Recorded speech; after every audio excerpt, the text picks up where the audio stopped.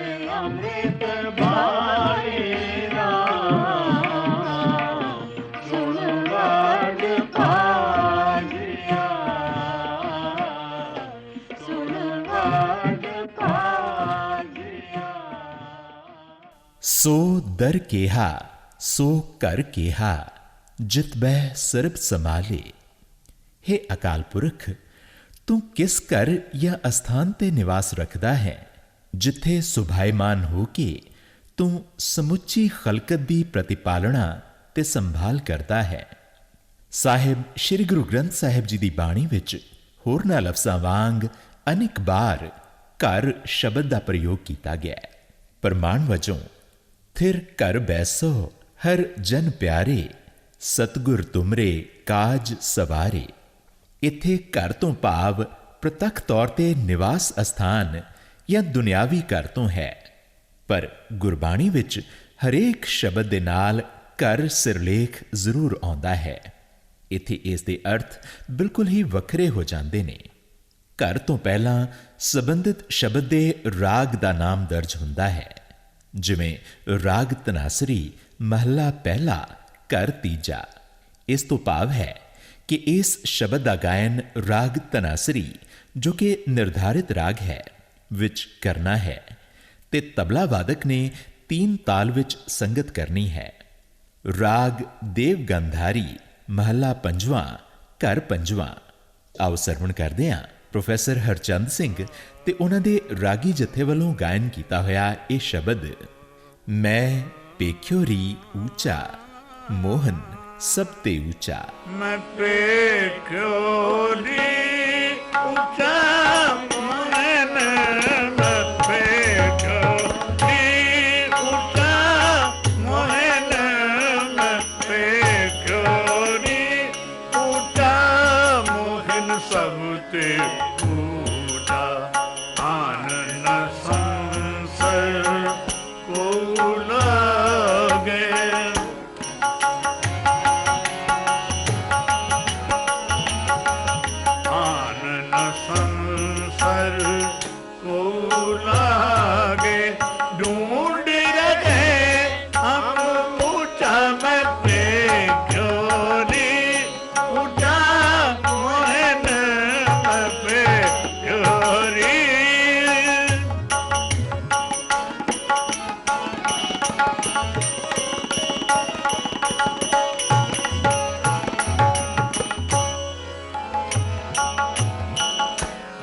बेअंत अत बड़ो गहरो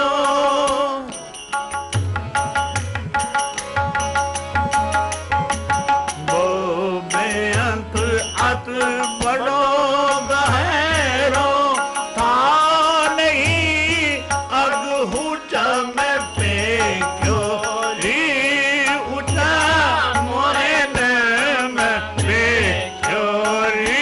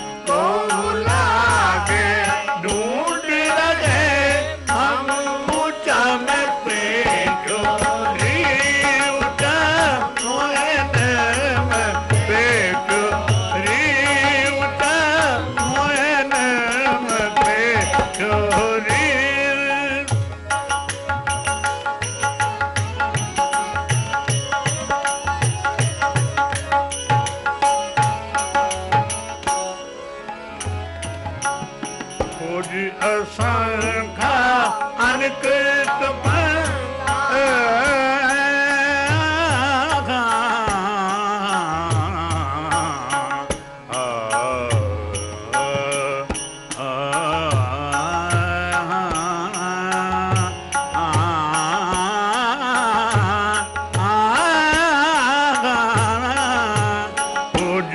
असंख्य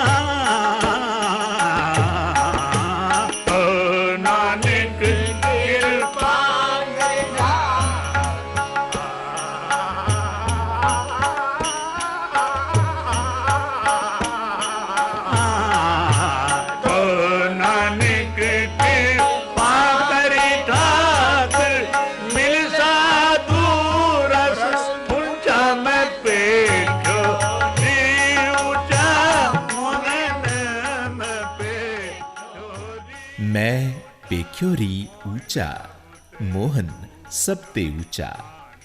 ਇਸ ਸ਼ਬਦ ਦਾ ਗਾਇਨ ਕੀਤਾ ਸੀ ਪ੍ਰੋਫੈਸਰ ਹਰਚੰਦ ਸਿੰਘ ਤੇ ਉਹਨਾਂ ਦੇ ਰਾਗੀ ਜੱਥੇ ਨੇ। ਗੁਰਮਤਿ ਸੰਗੀਤ ਵਿੱਚ ਗਾਇਨ ਹਿੱਤ ਤਾਲਾਂ ਦੇ ਅਨੇਕ ਰੂਪ ਸਦੀਆਂ ਤੋਂ ਚੱਲੇ ਆ ਰਹੇ ਨੇ ਤੇ ਅੱਜ ਵੀ ਪ੍ਰਚਲਿਤ ਨੇ।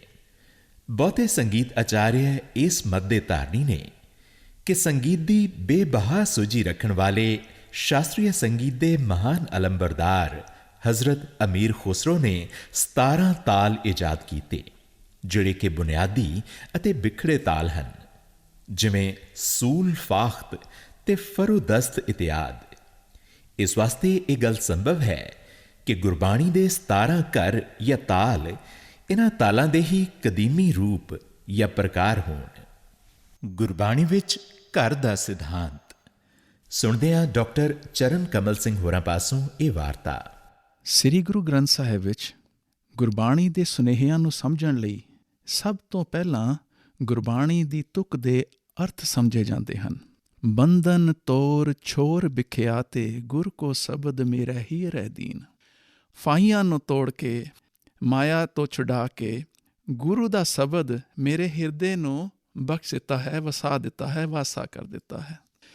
ਜਦੋਂ ਸਾਨੂੰ ਇੱਕ ਤੁਕ ਦੇ ਅਰਥ ਪਤਾ ਲੱਗ ਗਏ ਤਾਂ ਉਸ ਤੋਂ ਬਾਅਦ ਇਸ ਤੁਕ ਵਿੱਚੋਂ ਗੁਰਬਾਣੀ ਦੇ ਸੁਨੇਹੇ ਕਿਹੜੇ ਨੇ, ਇਹ ਅਸੀਂ ਜਿਗਿਆਸੂ ਨੇ ਜਾਂ ਤਾਂ ਆਪਣੀ ਸਮਝ ਤੋਂ ਉਹ ਪ੍ਰਾਪਤ ਕਰਨੇ ਨੇ, ਜਾਂ ਅਸੀਂ ਇਹ ਦੇਖਣਾ ਹੈ ਕਿ ਇਹਨਾਂ ਵਿੱਚੋਂ ਗੁਰੂ ਸਾਹਿਬ ਦਾ ਨਿਰਦੇਸ਼ ਕੀ ਹੈ ਕਿ ਕਿਹੜੇ ਸੁਨੇਹੇ ਕਿਸ ਤਰ੍ਹਾਂ ਲੈਣੇ ਹਨ। ਜਦੋਂ ਇਸ ਗੁਰਬਾਣੀ ਦੀ ਤੁਕ ਦੇ ਜਿਗਿਆਸੂ ਨੇ ਭਾਗ ਕੀਤੇ ਅਰਥਾਂ ਅਨੁਸਾਰ, ਤਾਂ ਇਸ ਦੇ 4 ਭਾਗ ਕੀਤੇ। ਬੰਧਨ ਤੋਰ, ਉਸਨੂੰ ਲੱਗਿਆ ਕਿ ਇਹ ਮੈਨੂੰ ਇੱਕ ਸੁਨੇਹਾ ਹੈ, ਬੰਧਨ ਤੋਰ। ਦੂਸਰਾ ਸੁਨੇਹਾ ਹੈ ਛੋਰ ਬਿਖਿਆਤੇ, ਤੋ ਇਸ ਦਾ ਪਾਠ ਬੰਧਨ ਤੋਰ ਵੱਖਰਾ, ਛੋਰ ਬਿਖਿਆਤੇ ਵੱਖਰਾ। ਗੁਰ ਕੋ ਸ਼ਬਦ, ਇਹ ਇੱਕ ਗੁਰੂ ਦਾ ਸ਼ਬਦ ਇੱਥੇ ਉਹ ਜਿਗਿਆਸੂ ਰੁਕਦਾ ਹੈ। ਮੇਰਾ ਹੀ ਰਹਿ ਦੀਨ, ਫਿਰ ਆਪਣੇ ਹਿਰਦੇ ਵੱਲੋਂ ਪ੍ਰੇਰਿਤ ਹੁੰਦਾ ਹੈ। ਤਾਂ ਇਸ ਨੂੰ 4 ਸੁਨੇਹੇ ਪ੍ਰਤੀਤ ਹੁੰਦੇ ਨੇ। ਇੱਕ ਦੂਸਰਾ ਜਗਿਆਸੂ ਹੈ, ਉਸ ਨੂੰ ਜਾਪਦਾ ਹੈ ਕਿ ਬੰਧਨ ਤੋਰ ਛੋਰ ਵਿਖਿਆ ਤੇ ਗੁਰ ਕੋ ਸ਼ਬਦ ਮੇਰਾ ਹੀ ਰਹਿ ਦੀਨ। ਉਸ ਨੂੰ ਇਹ 3 ਸੁਨੇਹੇ ਪ੍ਰਤੀਤ ਹੁੰਦੇ ਨੇ। ਇੱਕ ਹੋਰ ਜਗਿਆਸੂ ਹੈ, ਉਸ ਨੂੰ ਜਾਪਦਾ ਹੈ ਕਿ ਬੰਧਨ ਤੋਰ ਛੋਰ ਵਿਖਿਆ ਤੇ, ਇਹ ਇੱਕ ਸੁਨੇਹਾ ਹੈ, ਤੇ ਗੁਰ ਕੋ ਸ਼ਬਦ ਮੇਰਾ ਹੀ ਰਹਿ ਦੀਨ, ਇਹ ਦੂਜਾ ਸੁਨੇਹਾ ਹੈ। ਪਰ ਇੱਕ ਹੋਰ ਜਗਿਆਸੂ ਹੈ, ਉਹ ਇਸੇ ਤੁਕ ਨੂੰ ਅਰਥ ਸਮਝਣ ਉਪਰੰਤ ਇਹ ਸਮਝਦਾ ਹੈ ਕਿ ਸੁਨੇਹਾ ਇਹ ਨਿਕਲ ਰਿਹਾ ਹੈ ਕਿ ਬੰਧਨ ਤੋਰ ਛੋਰ ਵਿਖਿਆ ਤੇ ਗੁਰ ਕੋ ਸ਼ਬਦ ਮੇਰਾ ਹੀ ਰਹਿ ਦੀਨ। ਉਹ ਸਾਰੀ ਤੁਕ ਵਿੱਚੋਂ ਗੁਰਬਾਣੀ ਦਾ ਇੱਕੋ ਸੁਨੇਹਾ ਪ੍ਰਾਪਤ ਕਰਦਾ ਹੈ। ਹੁਣ ਅਸੀਂ ਦੇਖਦੇ ਹਾਂ ਕਿ ਇਸ ਤੁਕ ਵਾਂਗੂ ਗੁਰਬਾਣੀ ਦੀ ਹਰ ਤੁਕ ਦੇ ਵੱਖ-ਵੱਖ ਪ੍ਰਕਾਰਾਂ ਦੇ ਸੁਨੇਹੇ ਅਸੀਂ ਪ੍ਰਾਪਤ ਕਰ ਰਹੇ ਹਾਂ। ਜਿਸ ਤਰ੍ਹਾਂ ਗੁਰਬਾਣੀ ਦੀ ਉਹ ਤੁਕ ਸਾਡੇ ਜਗਿਆਸੂ ਦੇ ਗੁਰਮੁਖ ਪਿਆਰੇ ਦੇ ਮਨ ਨੂੰ ਟੁੰਬ ਰਹੀ ਹੈ, ਉਸ ਤਰ੍ਹਾਂ ਦੇ ਸੁਨੇਹੇ ਉਹ ਪ੍ਰਾਪਤ ਕਰ ਰਿਹਾ ਹੈ।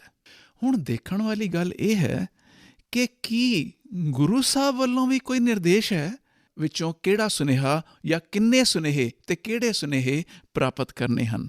ਇਹ ਗੁਰਬਾਣੀ ਦਾ ਮੌਲਿਕ ਪਰਿਪੇਖ ਹੋਏਗਾ। ਗੁਰੂ ਸਾਹਿਬ ਵੱਲੋਂ ਕੀ ਨਿਰਦੇਸ਼ ਹੈ ਤੇ ਉਹਦੇ ਵਿੱਚ ਕੀ ਹੁੰਦਾ ਹੈ ਕਿ ਜਿਹੜਾ ਗੁਰਬਾਣੀ ਵਿੱਚ, ਗੁਰਬਾਣੀ ਦੀ ਤੁਕ ਵਿੱਚ ਅਧਿਆਤਮਕ ਮਹੱਤਵ, ਅਧਿਆਤਮਕ ਰਮਜ਼ਾਂ ਕਿਹੜੀਆਂ ਨੇ। ਹੁਣ ਜਿਹੜੀ ਅਸੀਂ ਤੁਕ ਵਿਚਾਰ ਰਹੇ ਹਾਂ, ਬੰਧਨ, ਵਿਖਿਆ, ਸ਼ਬਦ ਤੇ ਹੀਰ ਹੈ, ਇਹ ਅਧਿਆਤਮਕ ਰਮਜ਼ਾਂ ਨੇ। ਜੇਕਰ ਗੁਰੂ ਸਾਹਿਬ ਦਾ ਨਿਰਦੇਸ਼ ਇਹ ਹੋਵੇ ਕਿ ਬੰਧਨ, ਵਿਖਿਆ, ਸ਼ਬਦ ਅਤੇ ਹੀਰ ਹੈ ਦਾ ਇੱਕੋ ਜਿਹਾ ਸਮਾਨਾਂਤਰ ਇਸ ਦਾ ਪਰਿਪੇਖ ਹੈ, ਇਸ ਨੂੰ ਸਮਝਣਾ ਹੈ, ਤਾਂ ਇਸ ਤੁਕ ਵਿੱਚ ਗੁਰੂ ਸਾਹਿਬ ਦਾ ਨਿਰਦੇਸ਼ 4 ਘਰਾਂ ਵਾਲਾ ਹੋਵੇਗਾ। ਤਾਂ ਇਸ ਤੁਕ ਦਾ ਪਾਠ ਅਤੇ ਇਸ ਤੁਕ ਦਾ ਗਾਇਨ 4 ਘਰਾਂ ਅਨੁਸਾਰ ਇਵੇਂ ਹੋਏਗਾ: ਬੰਧਨ ਤੋਰ ਛੋਰ ਵਿਖਿਆ ਤੇ ਗੁਰ ਕੋ ਸ਼ਬਦ ਮੇਰਾ ਹੀ ਰਹਿ ਦੀਨ। ਤੋ ਇਸ ਤਰ੍ਹਾਂ ਸਾਨੂੰ ਇਸ ਤੁਕ ਵਿੱਚੋਂ 4 ਘਰ ਪ੍ਰਾਪਤ ਹੋਏ। ਪਰ ਜੇਕਰ ਗੁਰੂ ਸਾਹਿਬ ਦਾ ਨਿਰਦੇਸ਼ ਬੰਧਨ, ਵਿਖਿਆ ਅਤੇ ਸ਼ਬਦ ਨੂੰ ਇੱਕੋ ਜਿਹਾ ਅਧਿਆਤਮਕ ਮਹੱਤਵ ਦੇਣ ਦਾ ਹੋਏ, ਤਾਂ ਇਸ ਤੁਕ ਵਿੱਚ ਗੁਰੂ ਸਾਹਿਬ ਦਾ ਨਿਰਦੇਸ਼ 3 ਘਰਾਂ ਵਾਲਾ ਹੋਏਗਾ। ਤਾਂ ਤੁਕ ਦਾ ਪਾਠ ਅਤੇ ਤੁਕ ਦਾ ਗਾਇਨ 3 ਘਰਾਂ ਅਨੁਸਾਰ ਇਵੇਂ ਹੋਏਗਾ: ਬੰਧਨ ਤੋਰ ਛੋਰ ਵਿਖਿਆ ਤੇ ਗੁਰ ਕੋ ਸ਼ਬਦ ਮੇਰਾ ਹੀ ਰਹਿ ਦੀਨ। ਤੋ ਇਸ ਤਰ੍ਹਾਂ ਅਸੀਂ ਇਸੇ ਤੁਕ ਵਿੱਚੋਂ 3 ਸੁਨੇਹੇ 3 ਘਰਾਂ ਦੇ ਰੂਪ ਵਿੱਚ ਪ੍ਰਾਪਤ ਕੀਤੇ। ਪਰ ਜੇਕਰ ਮਾਇਆ ਦੇ ਬੰਧਨਾਂ ਨੂੰ ਤੋੜ ਕੇ ਇੱਕ ਪਾਸੇ ਅਤੇ ਗੁਰੂ ਦੇ ਸ਼ਬਦ ਨੂੰ ਮਨ ਵਿੱਚ ਵਸਾਉਣ ਦਾ, ਇਹ ਦੋਨਾਂ ਦਾ ਇੱਕ ਘਰ ਦਾ ਨਿਰਦੇਸ਼ ਜੇ ਹੋਏ, ਤਾਂ ਇਸ ਤੁਕ ਵਿੱਚ 2 ਘਰ ਹੋਣਗੇ ਤੇ ਤੁਕ ਦਾ ਪਾਠ ਗਾਇਨ 2 ਘਰਾਂ ਅਨੁਸਾਰ ਇਵੇਂ ਹੋਏਗਾ: ਬੰਧਨ ਤੋਰ ਛੋਰ ਵਿਖਿਆ ਤੇ ਗੁਰ ਕੋ ਸ਼ਬਦ ਮੇਰਾ ਹੀ ਰਹਿ ਦੀਨ। ਪਰ ਜੇਕਰ ਗੁਰੂ ਸਾਹਿਬ ਦਾ ਨਿਰਦੇਸ਼ ਇਹ ਹੋਏ ਕਿ ਮਨ ਵਿੱਚ ਗੁਰੂ ਸ਼ਬਦ ਵਸਾ ਲੈਣ ਨਾਲ ਮਾਇਆ ਦਾ ਪ੍ਰਭਾਵ ਖਤਮ ਹੋ ਜਾਂਦਾ ਹੈ, ਤਾਂ ਸਾਰੀ ਤੁਕ ਦਾ ਇੱਕੋ ਘਰ ਹੋ ਜਾਵੇਗਾ। ਇਹ ਘਰ ਪਹਿਲੇ ਦੀਆਂ ਤੁਕਾਂ ਦਾ ਵਿਧਾਨ ਹੁੰਦਾ ਹੈ। ਤਾਂ ਅਜਿਹੀ ਤੁਕ ਦਾ ਪਾਠ ਇੱਕ ਘਰ ਅਨੁਸਾਰ ਇਵੇਂ ਹੋਵੇਗਾ: ਬੰਧਨ ਤੋਰ ਛੋਰ ਵਿਖਿਆ ਤੇ ਗੁਰ ਕੋ ਸ਼ਬਦ ਮੇਰਾ ਹੀ ਰਹਿ ਦੀਨ। ਇਸ ਅਨੁਸਾਰ ਗੁਰੂ ਸਾਹਿਬ ਵੱਲੋਂ ਹਰ ਸ਼ਬਦ ਦਾ ਘਰ ਨਿਰਧਾਰਤ ਕੀਤਾ ਜਾਂਦਾ ਹੈ। ਫਿਰ ਉਸ ਸ਼ਬਦ ਦੀਆਂ ਸਾਰੀਆਂ ਤੁਕਾਂ ਅਜਿਹੀਆਂ ਹੋ ਜਾਂਦੀਆਂ ਹਨ ਜਿਨ੍ਹਾਂ ਦੇ ਗੁਰਮਤਿ ਦੇ ਸੁਨੇਹੇ ਉਸ ਦੇ ਘਰ ਦੇ, ਸ਼ਬਦ ਦੇ ਘਰ ਦੇ ਅਨੁਸਾਰ ਹੁੰਦੇ ਹਨ। ਇਸ ਤੁਕ ਵਿੱਚ ਦੇ ਸ਼ਬਦ ਦੇ ਸਿਰਲੇਖ ਵਿੱਚ ਗੁਰੂ ਸਾਹਿਬ ਵੱਲੋਂ ਮੌਲਿਕ ਗੁਰਮਤਿ ਸੁਨੇਹੇ ਪ੍ਰਾਪਤ ਕਰਨ ਲਈ ਘਰ 5ਵਾਂ ਸੁਭਾਇਮਾਨ ਹੈ। ਗੁਰਬਾਣੀ ਦੇ ਘਰ 5ਵੇਂ ਦੇ ਵਿਧਾਨ ਅਨੁਸਾਰ ਜੋ ਸ਼ਬਦ ਘਰ 5ਵੇਂ ਵਿੱਚ ਹੁੰਦਾ ਹੈ, ਉਸ ਸ਼ਬਦ ਦੇ ਹਰ ਪਦੇ ਵਿੱਚ 5 ਘਰ ਹੁੰਦੇ ਹਨ। ਭਾਵ ਹਰ ਪਦੇ ਵਿੱਚ ਗੁਰਬਾਣੀ ਦੇ 5 ਸੁਨੇਹੇ ਹੁੰਦੇ ਹਨ। ਹੁਣ ਜਿਸ ਸ਼ਬਦ ਦੀ ਇਹ ਤੁਕ ਹੈ, ਉਸ ਸ਼ਬਦ ਦੇ ਹਰ ਪਦੇ ਵਿੱਚ 2-2 ਤੁਕਾਂ ਹਨ। ਭਾਵ ਦੁਤੁਕੇ ਪਦੇ ਹਨ। ਹਰ ਪਦੇ ਵਿੱਚ 2-2 ਤੁਕਾਂ ਹਨ। ਜਿਹੜੀ ਅਸੀਂ ਤੁਕ ਵਿਚਾਰ ਰਹੇ ਹਾਂ, ਬੰਧਨ ਤੋਰ ਛੋਰ ਵਿਖਿਆ ਤੇ ਗੁਰ ਕੋ ਸ਼ਬਦ ਮੇਰਾ ਹੀ ਰਹਿ ਦੀਨ, ਇਹ ਪਦੇ ਦੀ ਇੱਕ ਤੁਕ ਹੈ। ਇਸ ਤੋਂ ਇਲਾਵਾ ਪਦੇ ਦੀ ਇੱਕ ਹੋਰ ਤੁਕ ਹੈ। ਦੂਸਰੀ ਤੁਕ ਹੈ ਰੂਪ ਅਨਰੂਪ ਮੋਰੋ ਕਛੁ ਨ ਵਿਚਾਰਿਓ, ਪ੍ਰੇਮ ਗਹਿਓ ਮੋਹੇ ਹਰ ਰੰਗ ਪੀਨ। ਜੋ ਦੂਸਰੀ ਤੁਕ ਹੈ ਉਸ ਵਿੱਚ 2 ਘਰ ਹਨ। ਇੱਕ ਘਰ ਹੈ ਕਿ ਮੇਰਾ ਰੂਪ ਕਰੂਪ ਨਹੀਂ ਵਿਚਾਰਿਆ ਗੁਰੂ ਸਾਹਿਬ ਨੇ, ਰੂਪ ਅਨੁਰੂਪ ਮੋਰੋ ਕਛੁ ਨ ਵਿਚਾਰਿਓ, ਇਹ ਇੱਕ ਘਰ ਹੈ। ਉਹਨਾਂ ਨੇ ਮੈਨੂੰ ਪ੍ਰੇਮ ਨਾਲ ਭਿਜਾ ਦਿੱਤਾ, ਪ੍ਰੇਮ ਗਹਿਓ ਮੈਨੂੰ ਫੜ ਲਿਆ, ਮੋਹੇ ਹਰ ਰੰਗ ਪੀਨ, ਮੈਨੂੰ ਆਪਣਾ ਰੰਗ ਨਾਲ ਭਿਓ ਕੇ। ਤੋ ਇਹ ਦੋ ਘਰ ਦੂਸਰੀ ਤੁਕ ਵਿੱਚ ਹਨ। ਇਸ ਕਰ ਕਿਉਂਕਿ ਘਰ ਪੰਜਵੇਂ ਦਾ ਇਹ ਸ਼ਬਦ ਹੈ, ਪਦੇ ਵਿੱਚ ਦੋ ਤੁਕਾਂ ਨੇ, ਦੂਜੀ ਤੁਕ ਵਿੱਚ ਦੋ ਘਰ ਨੇ, ਤੇ ਪਹਿਲੀ ਤੁਕ ਵਿੱਚ ਹੁਣ 3 ਘਰ ਹੋਣਗੇ। ਇਹ 3 ਘਰ ਹੁਣ ਕਿਹੜੇ ਨੇ? ਇਸ ਦਾ ਭਾਵ ਜਿਹੜੇ ਅਸੀਂ ਵੱਖ-ਵੱਖ ਪ੍ਰਕਾਰ ਇੱਕ ਤੁਕ ਵਿੱਚੋਂ ਵਿਚਾਰ ਰਹੇ ਸੀ। ਪਹਿਲੀ ਤੁਕ ਜੋ ਪਦੇ ਦੀ ਹੈ, ਬੰਧਨ ਤੋਰ ਇੱਕ ਘਰ, ਛੋਰ ਬਿਖਿਆ ਤੇ ਦੂਜਾ ਘਰ, ਗੁਰ ਕੋ ਸ਼ਬਦ ਮੇਰਾ ਹੀ ਰਹਿ ਦੀਨ, ਤੇ ਗੁਰੂ ਦਾ ਸ਼ਬਦ ਮੇਰੇ ਹਿਰਦੇ 'ਚ ਵਾਸਾ ਕਰਤਾ ਹੈ।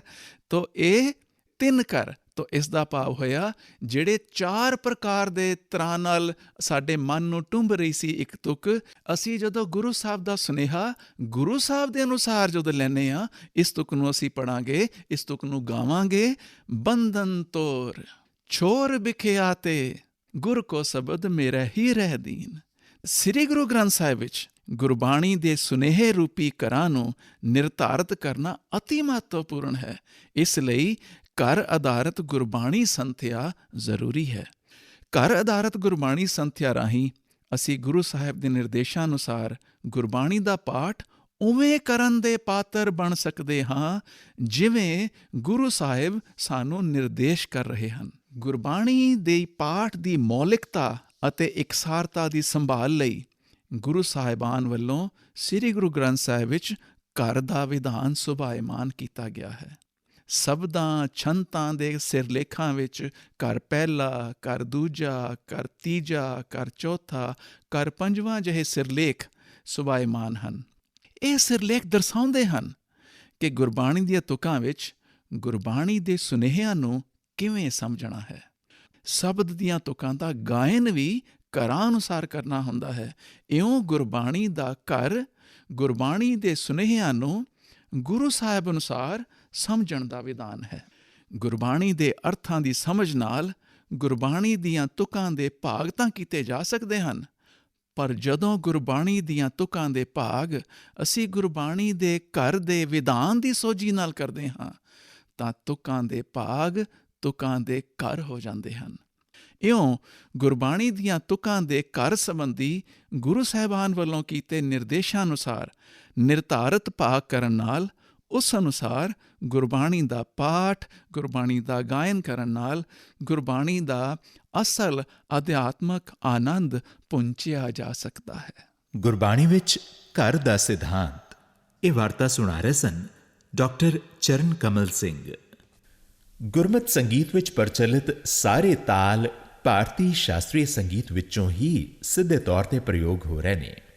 ਭਾਵੇਂ ਕੁਝ ਨਵੇਂ ਤਾਲਾਂ ਦੇ ਸਰੂਪ ਅਤੇ ਕੁਝ ਨਵੇਂ ਤਾਲ ਵੀ ਇਸਤੇਮਾਲ ਕੀਤੇ ਜਾ ਰਹੇ ਹਨ, ਪਰ ਇਹਨਾਂ ਨੂੰ ਵਜਾਉਣ ਦੀ ਪਰੰਪਰਾ ਅਤੇ ਮੂਲ ਵਿਧੀ ਵਿਧਾਨ ਪਹਿਲਾਂ ਤੋਂ ਪ੍ਰਚਲਿਤ ਭਾਰਤੀ ਸ਼ਾਸਤਰੀ ਸੰਗੀਤ ਦੀ ਪਰੰਪਰਾ ਅਨੁਸਾਰ ਹੀ ਰਹਿੰਦੀ ਹੈ। ਕੁਮਾਈ ਲਾਲ ਨਾ ਗੁਰ ਮਾਨ ਦੀਨਾ, ਗੁਰ ਮਾਨ ਦੀਨਾ, ਸੁਣ ਸ਼ਬਦ ਕੁਮਾਰਾ ਮੇਰਾ ਮਨ ਭੀਨਾ, ਗੋਲ ਕੁਮਾਈ ਲਾਲ ਨਾ ਗੋਲ, ਕੁਮਾਈ ਲਾਲ ਨਾ ਗੋਲ।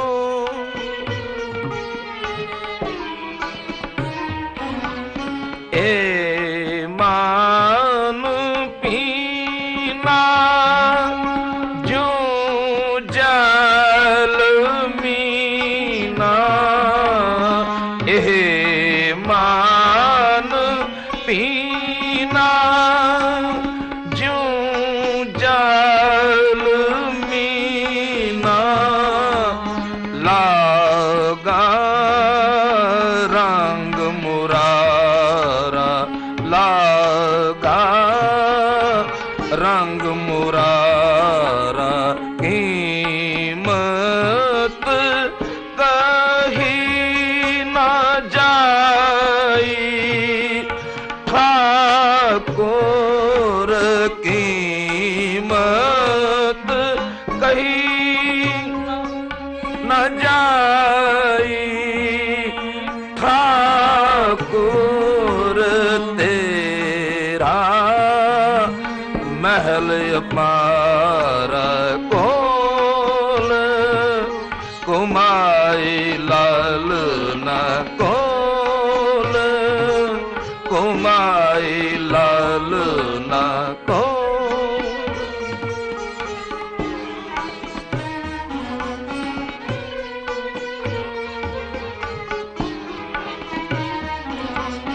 ए मान पीना जो जाल मीना लागा रंग मुरारा लागा रंग मुरारा कीमत कही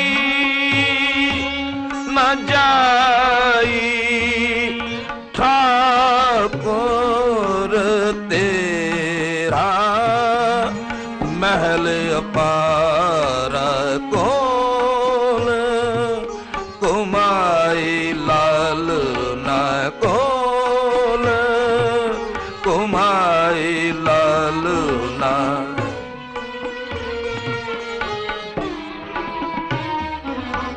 सगल गुणा के दाते स्वामी बेनो सुनो एक दीना दे हो दरस नानक बलिहारी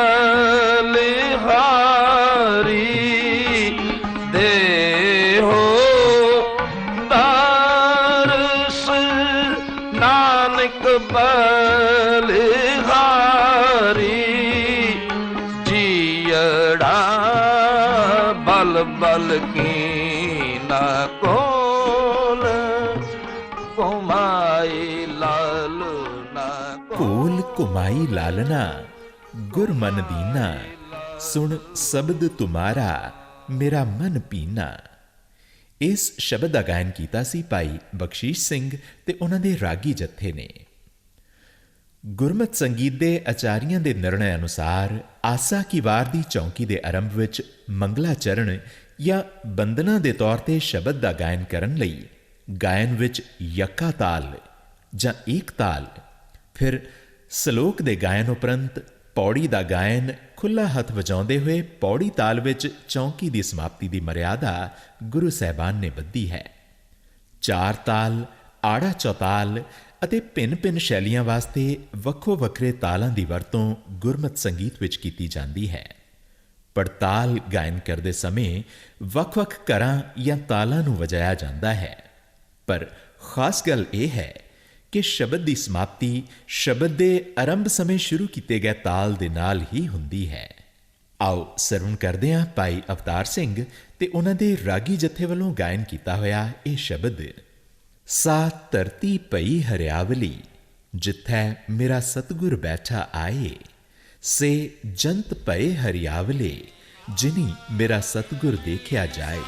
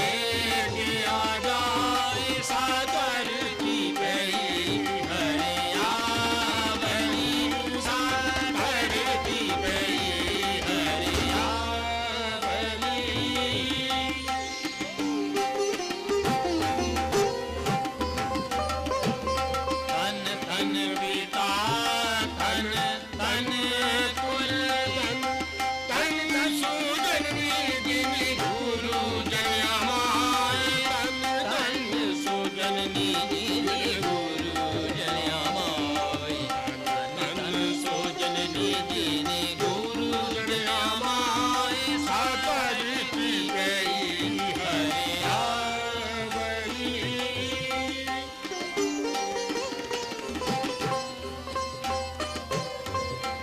तन तन गुरु जी ने नाम आराध्य तन तन गुरु जी ने नाम आराध्य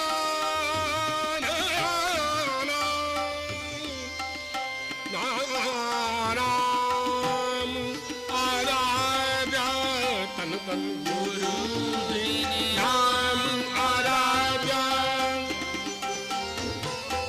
गुरु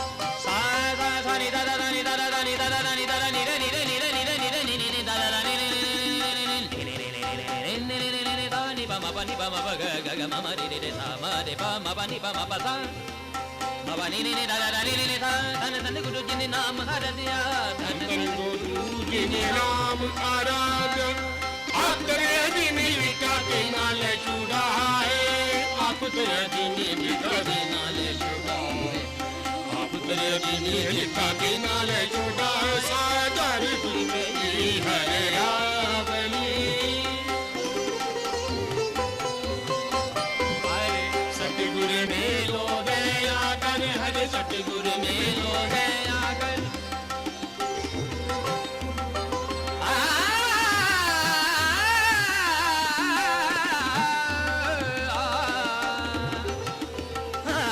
मेलो दया मेलो दया मेलो मेलो मेलो मेलो दया कर हरे सतगुरु मेलो दया कर